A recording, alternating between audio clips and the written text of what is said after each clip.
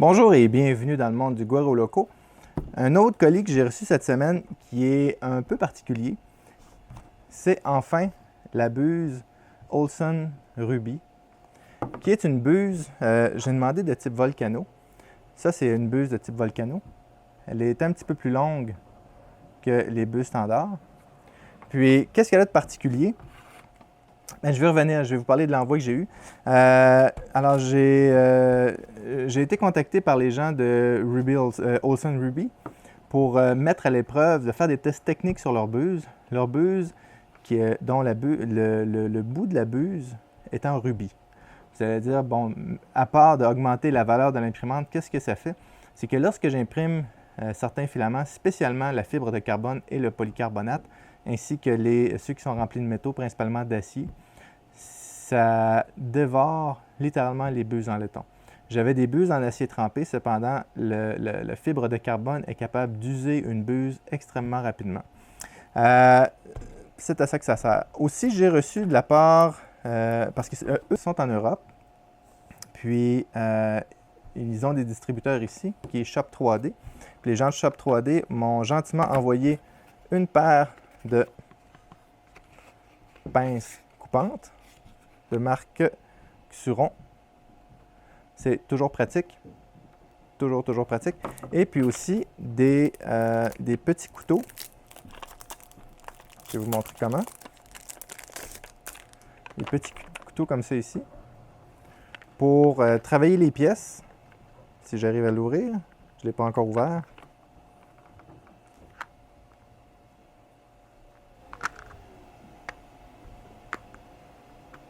Et voilà. Alors, ça peut être bien pour nettoyer les pièces lorsqu'il y a des petites choses à nettoyer après. Alors, il y en a 4. 2 plats, un plus large, un plus mince. Je vais vous le montrer. Puis 2 en angle, un qui est dans l'angle des 2 bords et un qui a ici avec juste un angle d'un côté, un grand et un petit, un large et un moins large. Alors, je vais les essayer dans les prochains jours. Puis, l'objet tant attendu. Vous êtes prêts? Et voilà. Je vais montrer des photos de la buse de plus près. Puis, je vais en montrer aussi au microscope. J'en ai mis sur Facebook. Mais elle est de la même grosseur qu'une buse standard de Volcano. Cependant, le bout est en rubis. C'est très joli à voir. La présentation est juste trop belle. Le coffre noir avec un genre de coussin au fond, avec la buse au centre comme ça, ils ont définitivement énormément de goût.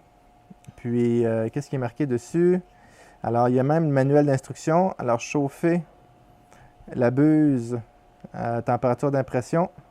Puis, il recommande même le torque pour serrer la buse qui est de 0,5 Nm.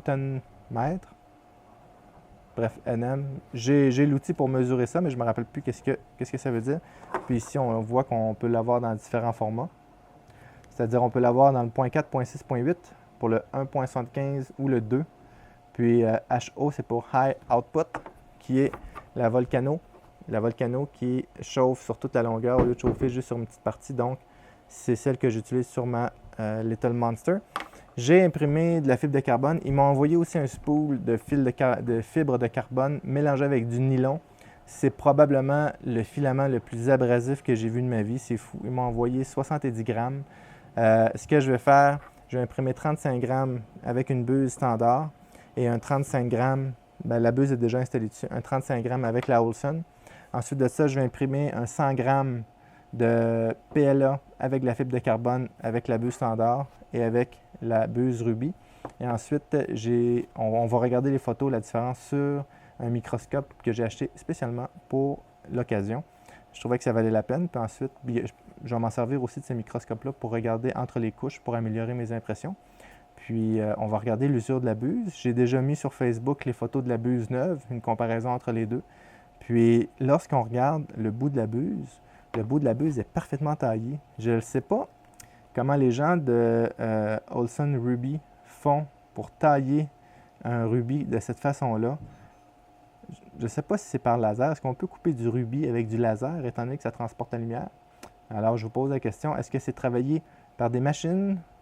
Bien, définitivement, mais est-ce que c'est fait au laser ou avec une perceuse? Je vous pose la question parce que j'en ai aucune idée. Je devrais peut-être faire un peu de recherche, mais j'aurai l'occasion. Alors, j'étais tout excité de la recevoir et de vous montrer ça. Donc, je vais mettre le reflet de Olsson Ruby, la buse Olsson Ruby. Merci beaucoup aux gens de Olsson Ruby de m'avoir envoyé ça. Je vais mettre le lien aussi pour cette buse-là. Puis aussi les cadeaux qui m'ont été envoyés, je vais mettre les liens. Merci beaucoup à Shop3D pour ça. Merci à Olsson Ruby pour la buse. C'est ce qui s'en vient dans les prochaines semaines. J'espère que vous avez hâte de voir la différence. Moi, j'ai bien hâte de voir avec la fibre de carbone qu'est-ce que ça va faire. Si c'est aussi corrosif et abrasif, pas corrosif, excusez-moi, abrasif que ça le dit. Mais lorsqu'on touche au filament, j'ai l'impression que je pourrais scier un morceau de bois avec ça tellement que c'est rugueux. C'est pas une joke. C'est vraiment rugueux. C'est vraiment pas une blague. Lorsqu'on passe les doigts dessus, on sent que ça accroche. Donc, c'est extrêmement abrasif. J'espère que vous avez aimé la vidéo. Si vous avez aimé ça, s'il vous plaît, mettez un like. Si vous n'êtes pas déjà abonné, abonnez-vous et à bientôt.